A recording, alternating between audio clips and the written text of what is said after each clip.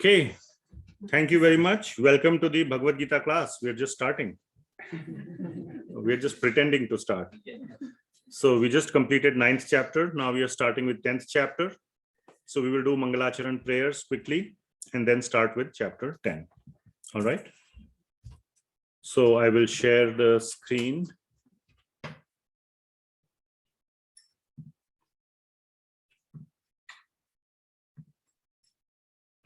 Those who are in the room, if you know these prayers, you can recite along with me. On Zoom, please stay muted. Om Ajnanatimirandhasya Jnananjana Shalakaya Chakshurunmilitam Yena Tasmai Shri Gurave Namaha Shri Chaitanya Manobhishtam Sthapitam Yena Bhutale Soyam Rupah Kadamahyam Dadati Swapadantikam Vandeham Shri Guru Shri Yutah Padakamalam Shri Gurun Vaishnavamscha Shri Rupam Sagrajatam Sahagana Raghunathanvitam Tam Sajivam Sadvaitam Savadhutam Parijana Sahitam Krishna Chaitanya Devam Shri Radha Krishna Padan Sahagana Lalita Shri Vishakhanvitamscha Nama Om Vishnu Padaya Krishna Presthaya Bhutale Srimate Bhakti Vedanta Swami Niti Namine Namaste Saraswati Devi Gauravani Pracharine Nirvishesha Shunyavadi Paschatya Deshatarine He Krishna Karuna Sindhu Deenabandho Jagatpate Gopesha Gopika Kanta Radha Kanta Namostute Tapta Kanchana Gaurangi Radhe Vrindavaneshwari Vrishabhanu Sute Devi Pranamami Hari Priye Vancha kalpatarubhyascha kripa sindhubhya evacha patitanam pavanebhyo vaishnavebhyo namo namaha Jaya Shri Krishna Chaitanya Prabhu Nityananda Shri Advaita Gadadhara Srivasadi Gaura Bhakta Vrinda Hare Krishna Krishna Krishna Hare Hare Hare Rama Rama Rama Hare Hare Srimad Bhagavad Gita ki jai, Srila Prabhupada ki jai. All right, so we are starting chapter 10 now. Let me share the screen once again. Okay, chapter 10 of the Bhagavad Gita, the opulence of the absolute.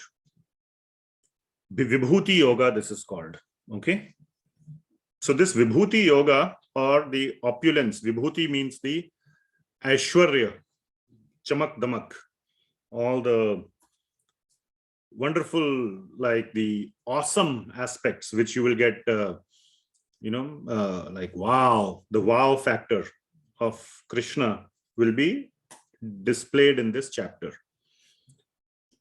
But this chapter has two big sections. So 9th chapter is technically continuing.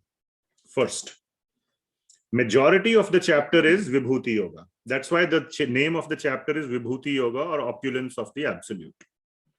Opulence and Vibhuti are the same thing, English and Sanskrit. Okay. So that is not how the chapter will begin. Vibhuti will come later, even though the name is that, because that's the majority of the chapter. And these names were not given by Krishna. Krishna is just speaking the chapter by chapter. The division of the chapters was done by Adi Shankaracharya. And the names were also given by Shankaracharya. And all the acharyas, he was like one of the very previous acharyas. Everybody after that follows that division of chapters. Krishna didn't say chapter 10 finished, now 11th is. He doesn't say Dasham, Ekadasham, Navam. He doesn't use those words. It's just like a continuous. Obviously, there is logical breaking in between. In many, many places, you will see it's a very perfectly logical break point. So Adi Shankaracharya identified all those and made it into chapters and gave names to chapters and so on. Okay. But the point here that I'm trying to make is that the theme or the sort of the flow of discussion of 9th chapter is going to continue. But you will clearly see that Krishna, the way he is going to speak, it's a new chapter. All right. So don't worry about opulence or Vibhuti right now. That will come right starting from verse number 12 technically, or 19. We will see. I will explain later. But you can say starting from number 12. So first we will cover 11 verses first. I don't know how much we will go today, but that's the structure of the chapter. Clear? So, are we going to start a new topic in chapter 10? No. So, Krishna is a very, very stubborn father. Is anybody a stubborn father here? Hindi mein kehte na dheet. They won't admit. Nobody will admit it. No, I'll admit I'm a stubborn father. If my children were here, they would agree. So, Lord Krishna, you thought that the 9th chapter is over, and we saw how many of you would agree there was Lord Krishna was really like repeating the same point again and again in different ways, isn't it? So he is not done yet. Lord Krishna feels he still needs to drive the message home. Not because Arjuna is a rebellious son, but is Bhagavad Gita meant only for Arjuna? No, it is meant for all of us, and we are all rebellious. We take a long time to internalize the message. So what is the message? Who can tell me what is that message? He needs to still drive the message home. So when I say message, who can tell me in one short line, like 5 or 6 words, how would you say what is the message? Raise your hand. I want to, now it's a quiz question. Let's see if you have been really internalizing. Try to summarize the main message of Krishna in 5 or 6 words. So raise your hand and we'll yes, you I think I saw love me. Okay, very good. And there's not many wrong answers. Okay, so you don't have to find deep, just say what you think. Did you? Yes, that he is the Almighty, and you don't have to go anywhere else. Okay, he is the Almighty and you don't have to go anywhere else. Okay, you, and then Be my devotee and surrender me. Be my devotee and surrender to me. Very nice. Yes. Yeah, be my devotee and worship me. Be my devotee and worship me. Yep. You can't go wrong with any of those unless you say that, oh, get rid of Krishna. Then that would be wrong. But it's all in the same. Who raised their hand? Yes. And on Zoom also, you can raise your hand in the meantime.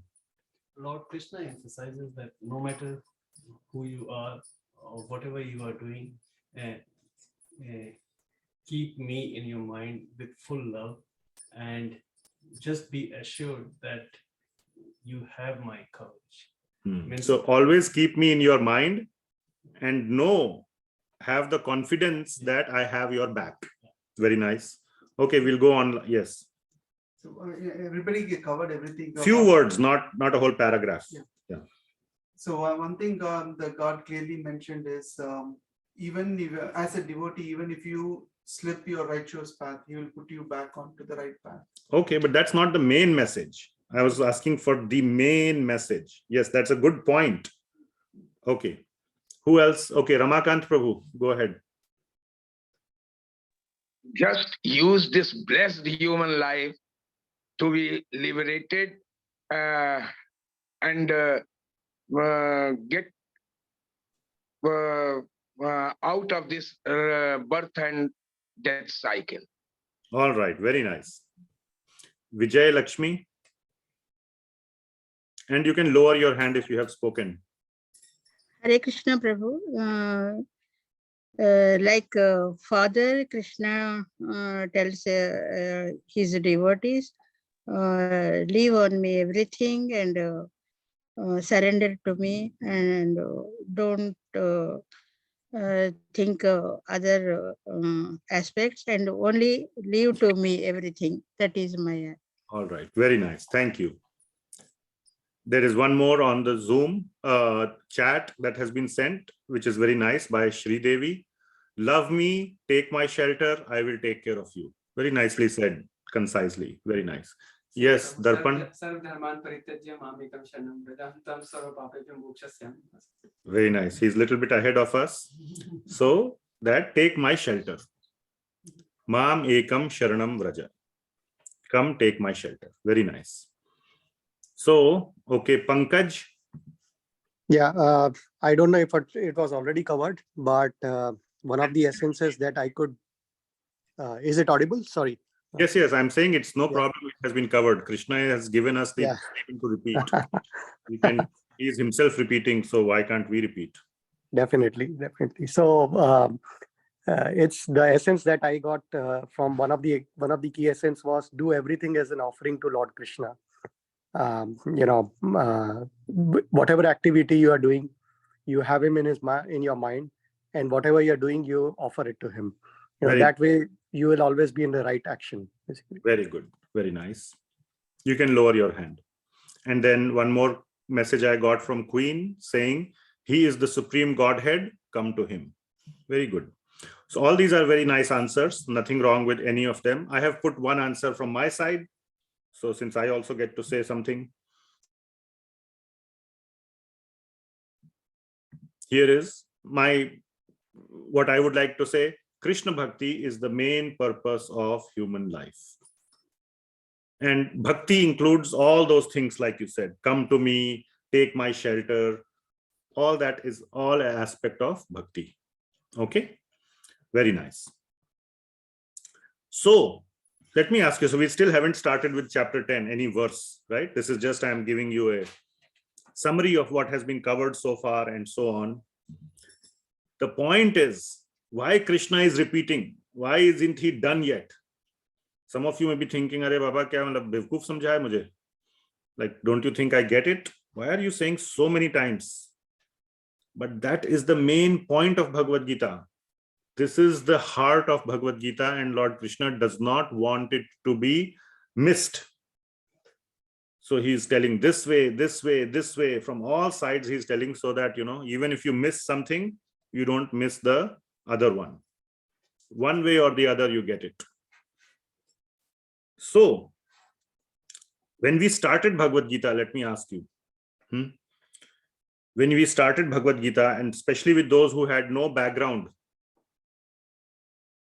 when I asked this question that I just asked, what is the main point of Bhagavad Gita? You all said whatever you all said, right? Would you still say, after hearing Bhagavad Gita so far, how many of you would say that the main point of Bhagavad Gita is do your duty or any of those other things? Is that the main point of Bhagavad Gita? How many of you would say that? Versus become my devotee or do my bhakti. There is a difference. Do your duty means do your duty sincerely. Period. Is that the main message of Bhagavad Gita? So why did you raise your hand? So his Bhakti Yoga is what he's insisting on. Yes. So is this the main message of Bhagavad Gita? Yeah. Do your duty. No, that is not. Bhakti. Bhakti is the main message. So I hope you all got it. I really wanted to make this point. In I have been teaching Bhagavad Gita for many years. In some cases, I have seen people, I have met them, and after listening to whole Bhagavad Gita, then again they are saying, oh, the main point of Bhagavad Gita is do your duty or something like that. I'm like, where did I go wrong in my teaching? Or where did Krishna should have had few more chapters, just repeat, 9, 9.1, 9.2. He should have packed 5 more chapters. If after repeating so many times, still we don't get it in our head, at least as far as Krishna is saying. Now you may say, I don't trust Krishna. That goes back to the axiom that, okay, here in this class, we are interested in understanding what Krishna is telling us. If you say Krishna himself is wrong, then you are in the wrong class. Go find a class where you think that person is right. As long as you are willing to understand what Krishna wants to tell, from Krishna's standpoint, he is not mincing words at all. He is not being vague. He is saying as directly as possible. Krishna Bhakti is the main purpose of human life. Is that clear? So I hope when I meet any of you later, you will remember this part. You will not kind of, turn to any other understanding. So many times Krishna is repeating. And the same thing he does again. 10.1, again, the first word itself is Bhuyaha. He knows that he is repeating. It's not like he is just being a, stubborn father. He's saying, my dear child, I am repeating myself. Bhuyaha. Bhuyaha means again. Eva means definitely again. I am repeating myself, my dear child. Bhuyaha eva mahabaho, my dear child. Mahabaho is Arjuna. Shrinu me paramam vachaha. Now again he is saying paramam vachaha. In the beginning of chapter 9 also exactly the same thing he said. What is the first verse of chapter 9? Idam tute guhyatamam pravakshami anusuyave. So this is the guhyatamam, the most important knowledge. And now he is saying Shrinu me paramam vachaha. So which one is more topmost? 9th is more topmost or 10th is more topmost? What is the resolution to this? If you are saying two things are topmost, that's a problem. Or is there a resolution? How can two things be topmost? What is the resolution? If they are same, then no problem. Yesterday also I said, I like red color. Today also I'm saying I like red color. So I'm not saying two different things. I'm just saying the same thing two different times. So there is no contradiction. Are you following? So when he says, Shrinu me paramam vachaha, many people say, oh, Krishna is just, like he's a salesman. Yesterday he sold this soap is the best. Today he's saying this soap is the best. He's just a salesman. Whatever is, whatever will earn him money today, he calls it best. No, it's the same thing. So the vachaha, Shrinu me paramam vachaha, the vacha, the words are the same. So what are the words? And why is he repeating himself? He says in the next line, because he loves us. Te aham priyamanaya. I love you so much. Don't get, irritated if I am repeating myself. I love you so much. And when I love you, I care for you. He wants our benefit. Vakshyami. I am saying this. Hita kamyaya. For your hita. Kama means desire. Because I desire your hita. The father desires the child's hita, isn't it? Hita means benefit. So he keeps repeating. Isn't it? When the child goes to college, I know my children went to beta, dhyan se rehna, don't go outside the boundary, don't stay too late up in the night. Even if you have to stay up, stay in your hostel, don't go out. So many times you'll say, Papa, why are you boring me? I got it. I won't. You don't have to repeat yourself. But father repeats, isn't it? That's the thing I put. Do you do this with your kids as parents? Yeah, because if they're going to be in trouble, we have to go rescue them. Yeah, but Krishna is no problem. He comes any number of times to rescue. Krishna. Yeah. So now you understand a little bit of Krishna's issue.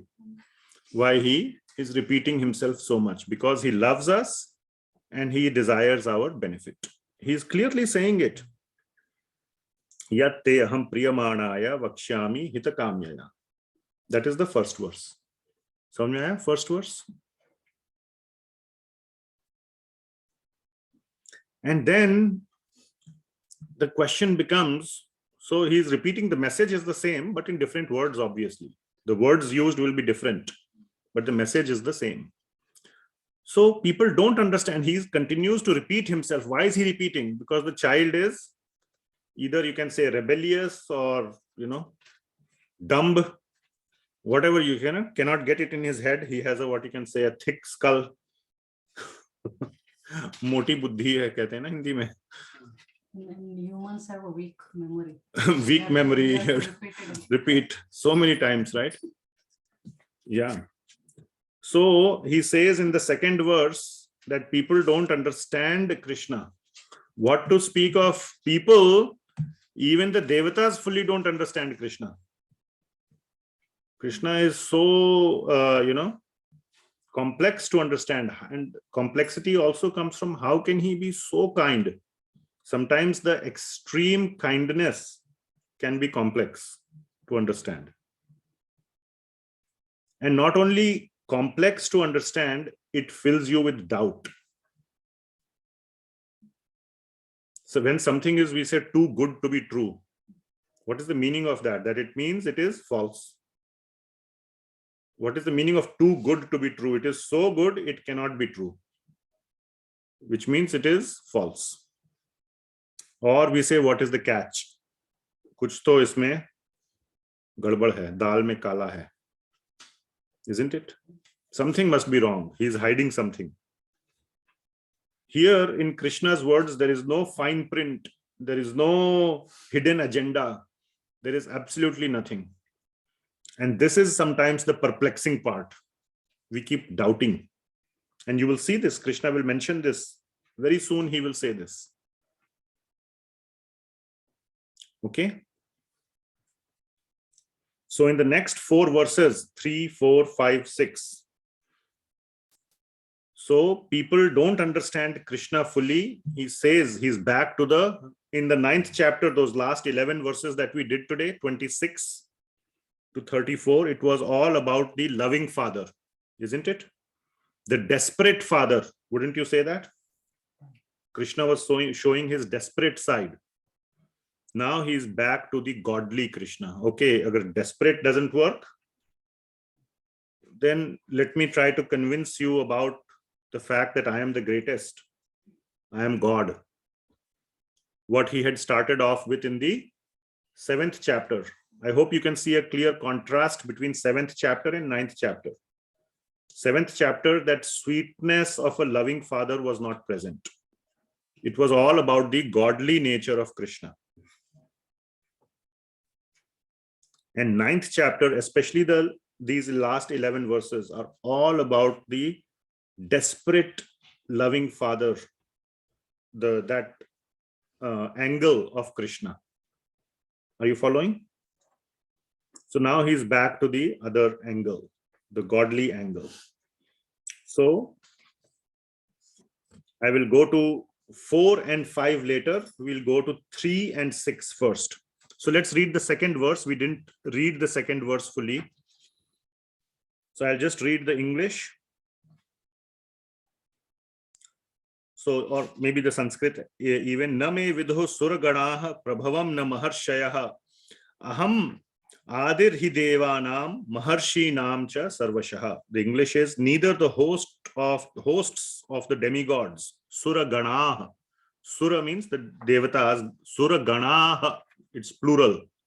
So all of the devatas, nor the great sages, maharshayah, na maharshayah, know my origin or opulences. Aham adir hi devanam. For in every respect, maharshi nam cha sarvashah. Aham, I am the origin, adi, of all and I am the source of the demigods and the sages. So they don't know who I am.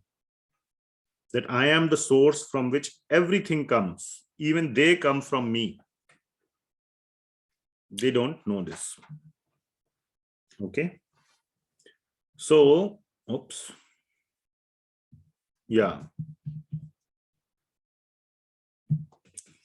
And then I will skip 4 and 5. We'll come back to that right after this one. And then 6th verse also is a continuation of the 3rd one, so to say, where he's saying that the 7 great sages, the Maharshayah Sapta Purve, so these are the Saptarishis, the topmost among the sages. Also there is like a hierarchy. So these are the Saptarishis, the top 7 sages. The 7 great sages, and before them the other 4 great sages and the Manus, the progenitors of mankind, come from me, born from my mind, and all the living beings populating the various planets descend from them. So what does this mean? Everyone comes from Krishna. He is our father. Okay, so that's what he is saying. So basically he's saying that I am the source of all of you. So from that loving, so now Krishna is changing his mood, right? From that loving father to the kingly father. Just so that if maybe this will inspire us. Okay. And he's saying that he is the source of all the devatas and he is the Lord of all creation. So that's what he said in 3rd and 6th. Agreed? Then why don't we understand? Why don't we understand this? Why are we not convinced about it? That he answers in 4th and 5th verses. The answer is given right there. This is why we don't understand. So I'm reading the 4th and 5th now. Okay.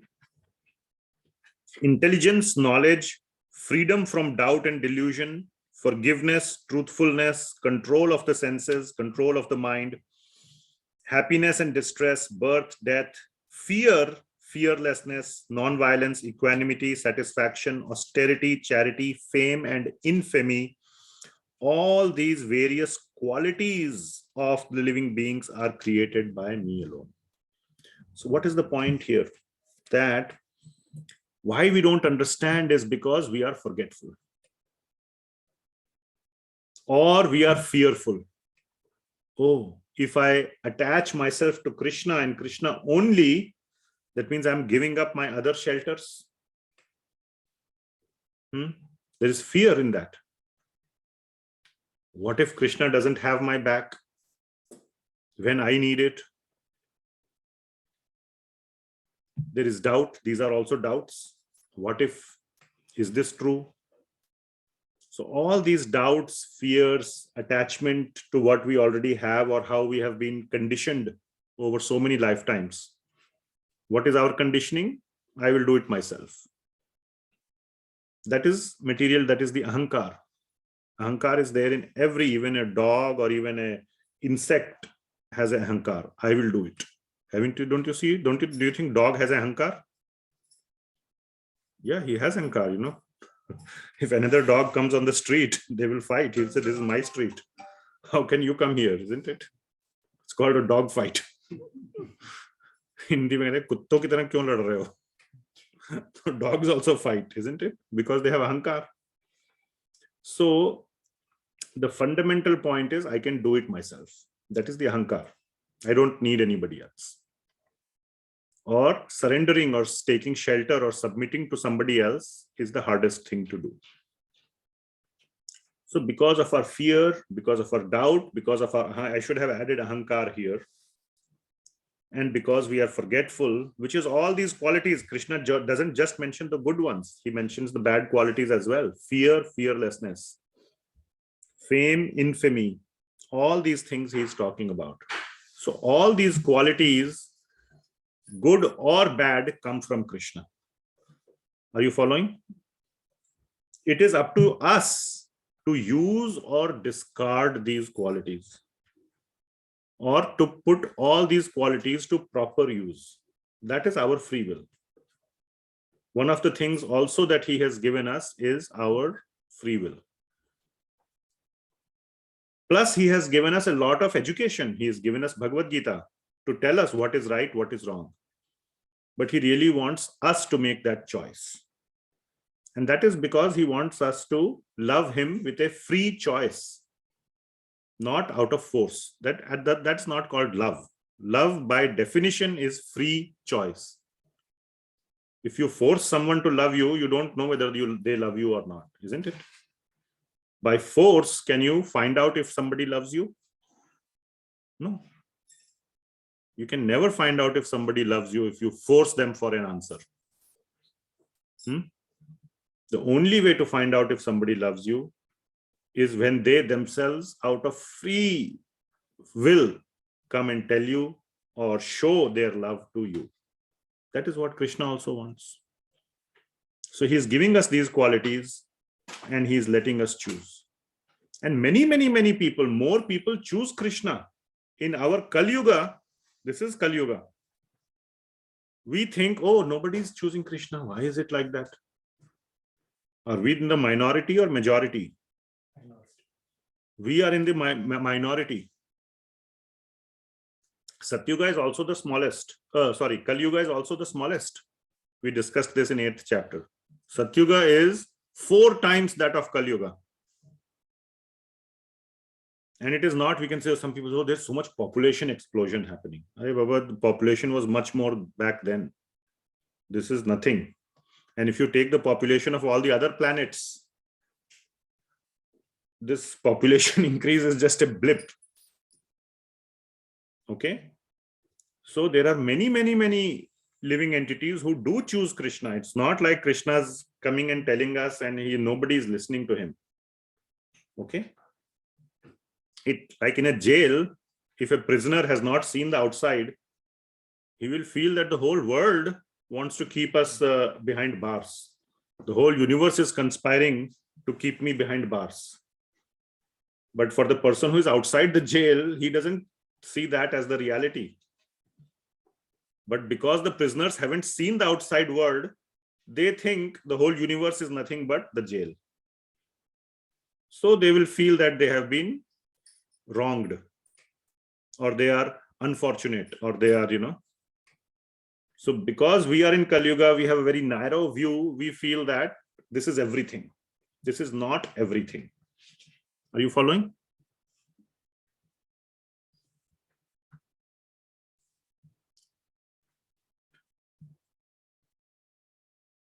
So it is up to us whether to use these qualities properly or misuse these qualities to go to Krishna or not.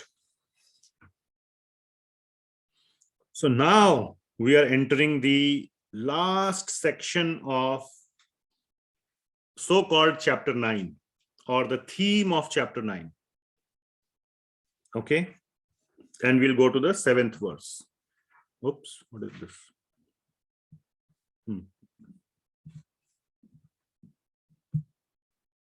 One sec.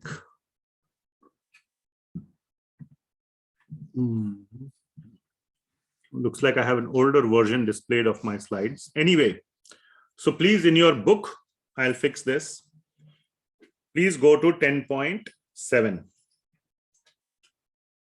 Okay. 10.7, Lord Krishna says a very, very important point. That he has just shown, or he has told his kingly side as well, isn't it? That everything comes from me. All these devatas, this whole material creation, everything comes from me, isn't it? Anybody wants a book? I have 2 copies here. You can take. Anybody wants a book here? Raise your hand. If not, it's okay. Bad job. Yeah.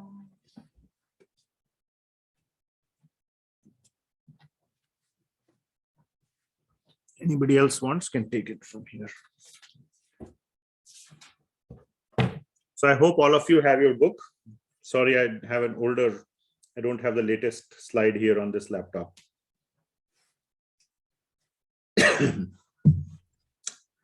So 7th verse, very, very important 7th verse. Okay, 10.7. You know what? Actually, I can just show the verse on the screen.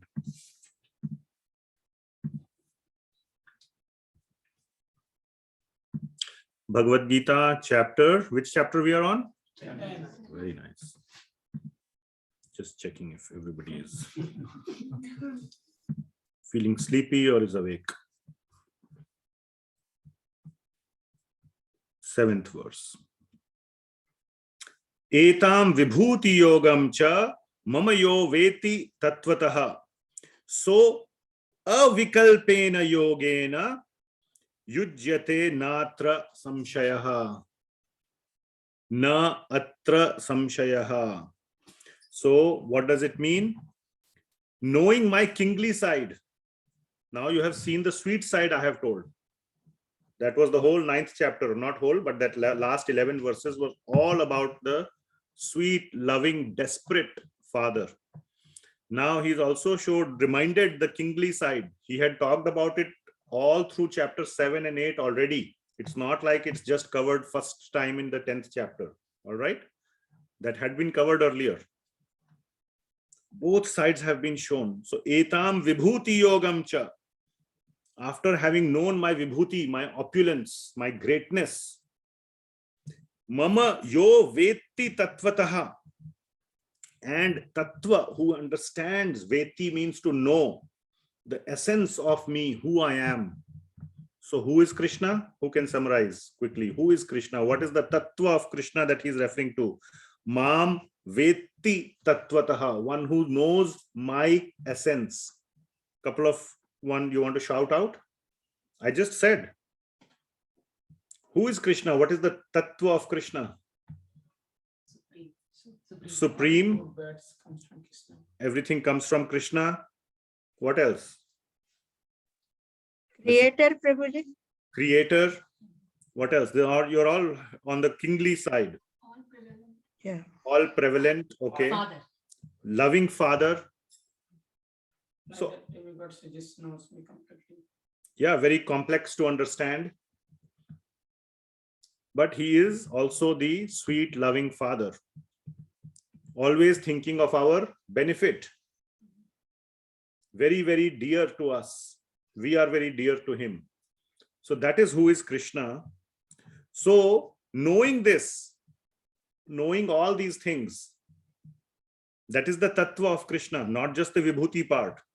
Vibhuti part has been recently mentioned, but all that is the tattva of Krishna. So avikalpena, what is the meaning of vikalpa? Option. Huh? Option. Avikalpa means what? No option. No option, which means no other option. Again, Krishna is saying, so therefore, such a person, avikalpena, he gives up all other options. He thinks, oh my God, there is now no option. Avikalpena yogena yujyate. He engages in my service. Yogena yujyate. Yujyate means he engages in yoga. And what yoga is mentioned here, obviously? Bhakti yoga. He has said that 200 times already. So there is no need to add the word here. So it means bhakti yoga. Natra sanshaya. In this, there is na. Natra means na atra sanshaya. There is no doubt. Or in other words, there should be no doubt in anybody's mind. Itna bol diya hai. I have said so many times, Krishna is saying, now really, really one should have no doubt about this. Avikalpena yogena yujyate. One should give up all other options and simply engage in my bhakti. Are you with me? So very, very clearly, Lord Krishna is saying this. And now comes the last 4 verses of this section, 8, 9, 10, and 11. Okay. And these 4 verses are known as the summary of entire Bhagavad Gita. These are known as the Gita Chatur Shloka. If you want to summarize the whole Gita in 4 shlokas, it is these 4 verses. No, 8, 9, 10, 11. Okay. This is the ending of the so-called chapter 9. So-called chapter because it's chapter 10, but the same theme, I mean. So this is like the final summary. It's like the in a court case or whatever you say, closing arguments, correct? Or when, you know, the president is giving a big speech, finally he says, okay, here are the main points. Even if you did not understand or you slept through the rest of the speech, now is the time to wake up because this is the summary. So these 4 verses, 8, 9, 10, and 11 are the summary of everything that has been covered. In a summary form, obviously all the points will not be possible to cover, but all the main points are going to be covered. Are you following? So I will pause here. What I plan to do, we can do 2 things. We have 20 minutes left. We can either do a summary of these 4 verses and do them again. These are very important, and I am also missing the slides. So I want to go through it again next time. Or if you have questions, we can do that right now, or any other discussion that you want to do. in the next 20 minutes. So anybody has any comments, reflections also, anything that you want to share or say? Keep it brief, by the way, or questions, or we can do a summary of these 4 verses. So I'll wait for 1 or 2 minutes and see if there are any comments or questions.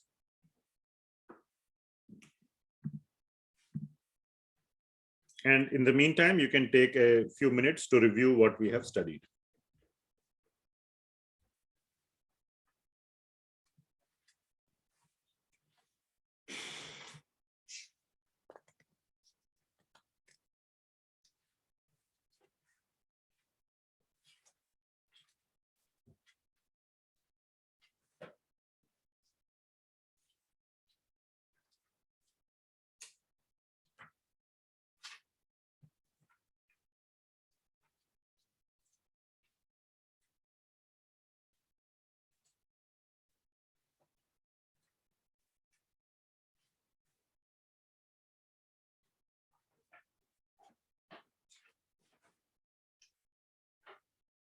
Are there any comments or questions?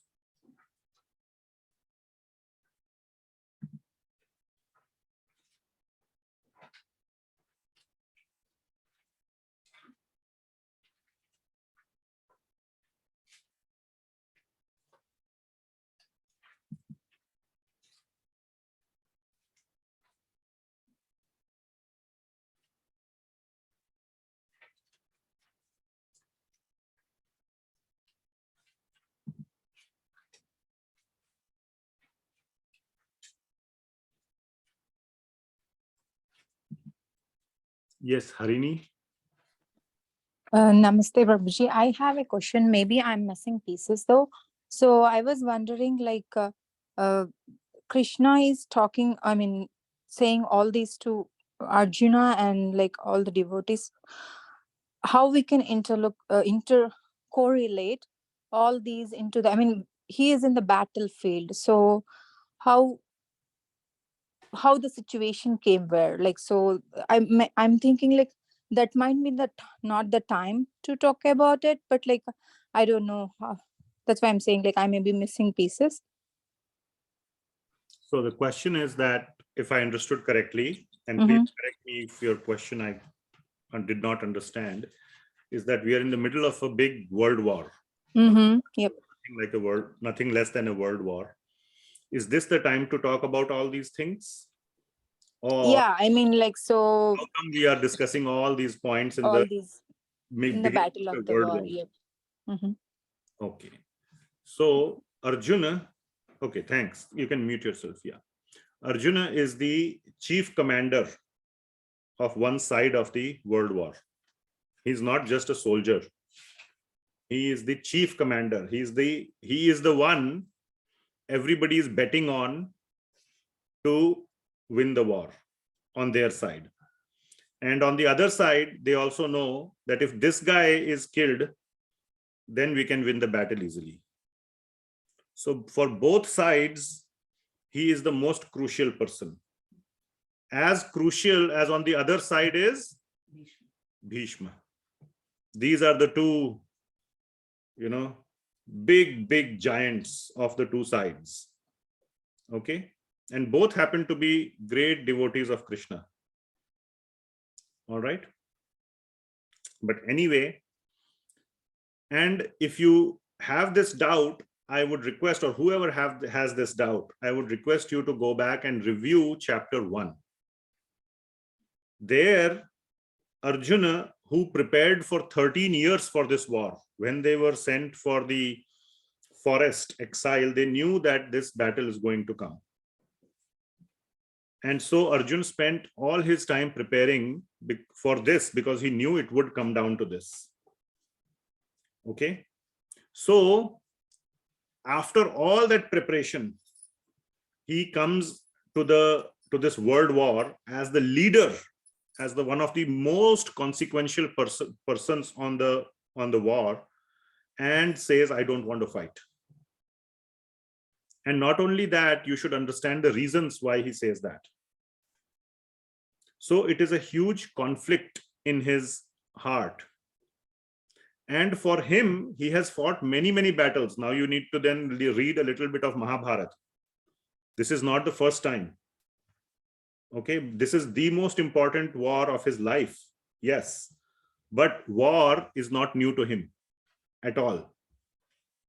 So he is coming to that battlefield which he is all too familiar with complete preparation, and he is fully talented and capable. Okay, and he has Krishna on his side. He is the one who chose Krishna. He gave up the whole big army of Krishna to choose Krishna, and he got it. So do you agree that everything is going right for him so far? No hiccups? So far? And then he has the hiccup. So what I'm trying to tell you is that it is not a small doubt that he had at that time. This was the biggest dilemma of his life. And to resolve that dilemma, it is a matter of understanding very clearly the essence of your conflicting priorities. You have to go down to what is the purpose why I am here on this battlefield. What is really my purpose? What am I doing here? And Krishna could have just said, dude, I'm just making it up here. Dude, shut up and fight. I am God. You already know you are my devotee. This is not the time. Just shut up and fight. I'm telling you, I'm right. You are wrong. Just do it. Arjuna would have done that. No doubt he would have done that. Okay. But this is not Krishna's way. He never, tell me one instance in the entire Bhagavatam or Mahabharata or any place where he has forced a devotee like this. Never.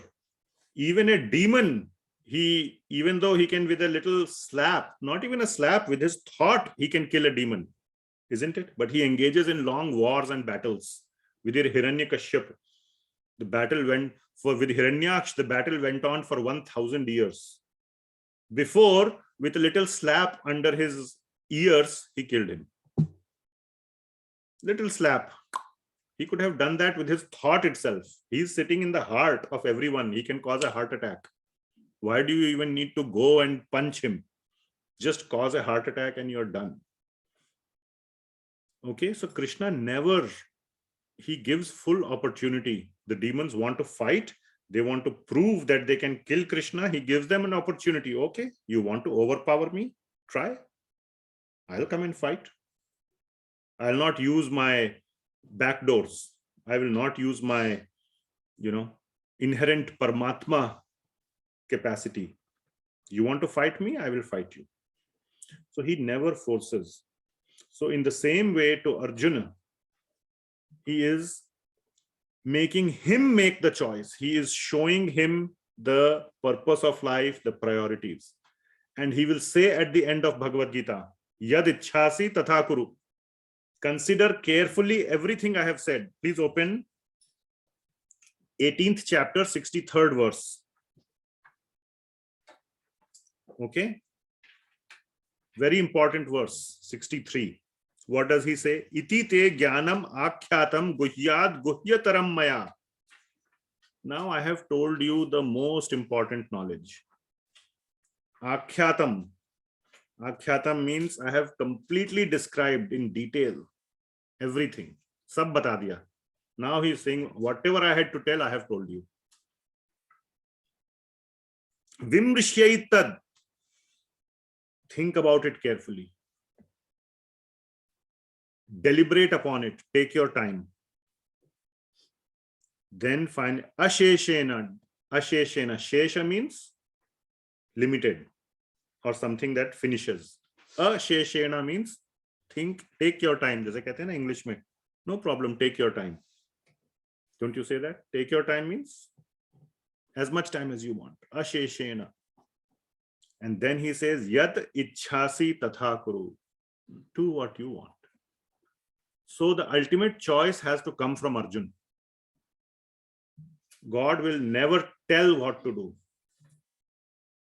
a intelligent father will also not tell his child what to do. He will tell all the theory, all the consequences. If you do this, this will be the result. If you do this, this will be the result.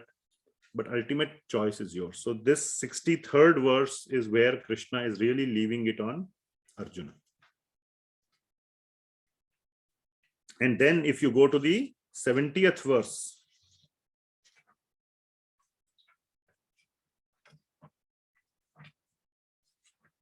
sorry, 73rd verse, Arjuna Uvacha. What does he say in 73rd verse? Nashto moha. Moha means illusion, has been now destroyed. By listening to the whole Bhagavad Gita, finally he says, Smritir labdhva. Now I have remembered the true knowledge. Tvat prasadan maya achyuta. By your mercy, Achyuta is name of Krishna, I have regained my knowledge. Sthito asmi gata sandeha. Now I am firmly situated. I know where to go. I know my direction. And what is my direction? Karishye vachanam tava. That I am taking your shelter. I will do as you say. That is his conviction. He is not still saying I will fight. He is saying I will do as you say. This is a mark of surrender. Taking shelter. Okay. You are the ultimate guide. My duty is to follow your instructions. So please now tell me. Then he was just, but he took that role of completely following Krishna after understanding the whole Bhagavad Gita. This Krishna wanted to come from him. Otherwise, he would not fight the battle with full heart. Yes, he would have fought in a sense with full heart because he's so devoted to Krishna, but Krishna at the same time does not want us to do anything by force. Dude, I'm telling you, do this. Never. Not one instance anywhere in the Shastra where Krishna does like this. He gives all the options, explains all the pros and cons, you choose. And Bhagavad Gita in that sense is very short. It's not very long. The whole conversation of Bhagavad Gita took less than 1 hour. It is very high-speed Sanskrit. We recite it in slow because Sanskrit is like hard for us, this, that. It takes 2.5 hours to recite. Every year on Gita Jayanti, we do recitation of entire Bhagavad Gita in the temple. It takes 2.5 hours. But if you speak fast, like you speak English or Hindi or something, fat, it's like a, fast conversation. Within 1 hour, it is over, less than 1 hour. So it's not that long either for such an important question. Have you ever gone to your father or teacher or should I do a PhD or should I just go for a job? How many of you have had that question? I'm just saying. Or I don't know, something like, should I take this job or that job? If you go to your professor, how long will that conversation take? Tell me. 1 hour, 2 hours. 1-2 hours. Here it's the matter of his life. He is the commander of an army before World War. 1 hour is nothing. And in 1 hour, you can think it is Krishna's magic that he's able to turn. So I hope all this answers the question. For a simple court case, to take advice from attorney, it takes hours and hours. Of course, they elongate also because, then they make dollars by the hour. But still, for simple things also, it takes hours to discuss. Isn't it? Which college to choose, this one or that one? How many hours you take to decide? Days. Huh? Days, months. Days, months. To stay in India or to stay in America, to go back or to stay here. Lifetime. Keeps going on. And here do you agree this is a bigger decision than that? You are the commander of an army before a world war. So 1 hour is nothing. All right. So I hope that answered the question for you. Yes, thank you. All right. Anything else? So we have used up our time. Any other questions? Prabhuji, one question. This is the Kaliyuga.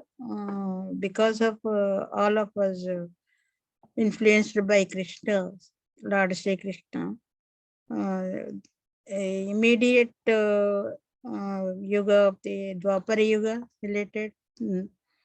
That is my question, Prabhuji. No, this happened. The Mahabharata happened at the end of Dwaparyuga, at the beginning of Kaliyuga. Oh, okay. Okay. Thank you. Thank you, Prabhuji. After the Mahabharata war, after few years, 36 years, if I'm not wrong, to be precise, Krishna went back after the Mahabharata war to Dwarka. He came from Dwarka to help the Pandavas. Then he went back. After winning for 36 years, Yudhishthir Maharaj ruled. And then 36 years, Krishna was in Dwarka. And then he left the planet. He ended his pastimes and he went to another universe.